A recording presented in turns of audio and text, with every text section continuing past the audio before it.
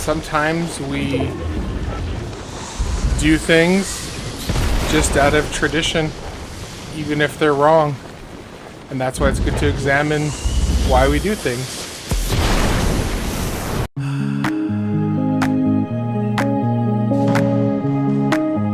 Alright guys, so welcome to today's story drop about the lottery by Shirley Jackson. So first things first, let's get oriented where we're going. We're headed this way. Put this on good old autopilot. So, a lot of people probably don't know who Shirley Jackson is or what the lottery is.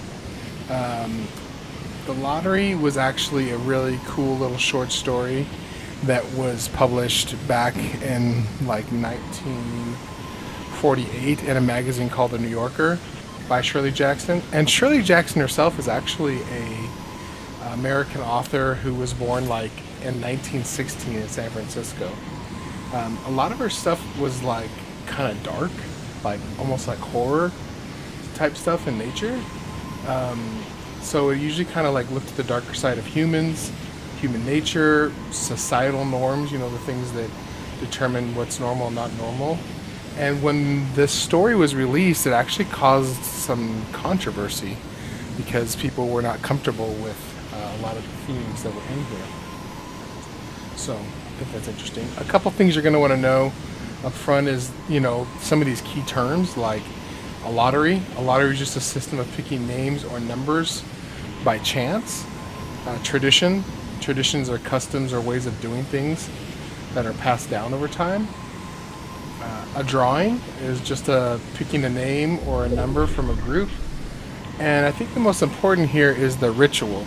A ritual is a set of actions done in the same way every single time. And in this story, it opens on just a normal, good old-fashioned American town, back in the 1950s, let's say. And it's, people doing things, talking about stuff, but there's something kind of different going on that day. Almost like there's a little something special happening, and that special thing that's happening is that the lottery is happening. So, the villagers are gathering, but one thing that's weird is that they're all kind of picking up rocks. At least the little kids are, for sure. When I say little kids, I mean like anything from like elementary school up to like high school aged. People are smiling, they're laughing, they're joking, nothing crazy. People are talking about the clothes, how they're gonna fix them. For example, this one lady says, "Oh yeah, I'm thinking of ending this thing that I'm making with some lace on the edges." There's old men talking about taxes, but the whole time there's people gathering rocks. Then all of a sudden, this guy named Mr. Summers, he comes out and he has a black box, and his helper, Mr. Graves, has a little stool. Well, they put the box on the stool, and everyone circles up in this big town square circle. This lady who comes running in late, her name is Tessie Hutchinson, and she gets there late joking.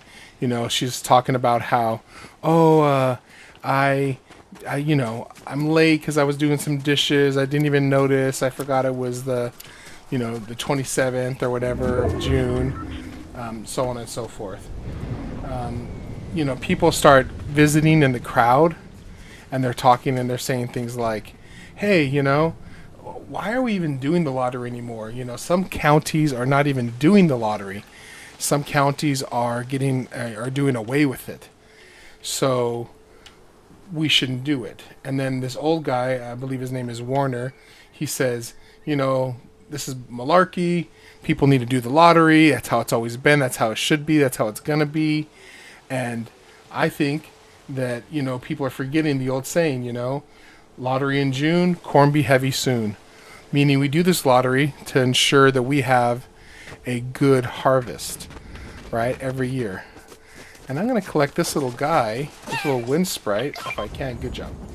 Because he is going to be part of our story in the lottery. So they go and they say, okay, You know, we are going to do this, and other counties can do what they want, but here we are. Well, slowly the mood changes to really somber and serious, and people realize this is not like some happy lottery where people are going to be pulling, um, like, who's going to be the next millionaire. And people go up, they start pulling out different cards out of there, and they're all pulling a piece of paper. They get pretty good instructions to not look at their paper until it's the right time. And Tessie Hutchinson, her husband, pulls his paper. Everyone finally gets all their names called, and then they say, "Okay, reveal it."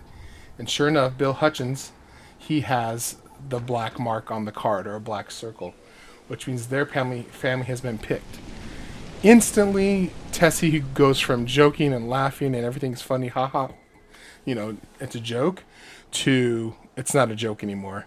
And she's angry, She starts complaining, this isn't fair, you didn't give him enough time, you rushed him, and then her friends are like, "Oh, Tessie, be a good sport, Tessie."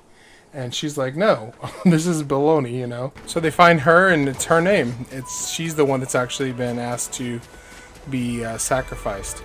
So all those stones that they had before actually ended up being to stone one person in the town. So she's offered up as a sacrifice, same way I'm offering up this little earth sprite as a sacrifice. And they think they're going to get something good, but they don't. They don't really get anything good. What they end up getting is that they actually end up killing a member of their community and being left with nothing after it, which is pretty messed up. So we have to ask ourselves, why do we maintain these rituals that we have? Why do we do the things we do? Are traditions good? Absolutely. Are all traditions good? Well, maybe not the ones that hurt people.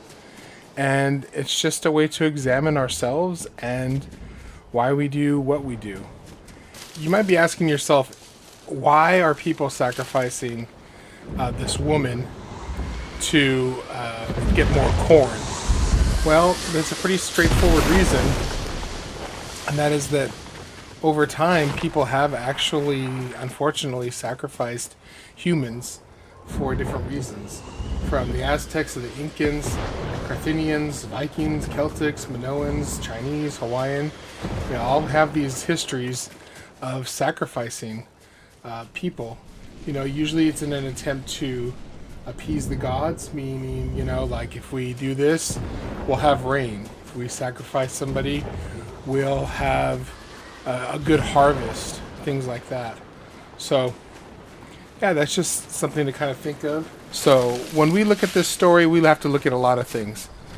We have to look at why do we do things? Why do we have these rituals? And should we do these things just out of tradition? You know what I'm saying? So, that's pretty much it. All right. Thanks so much, guys, and I will talk to you later. Bye.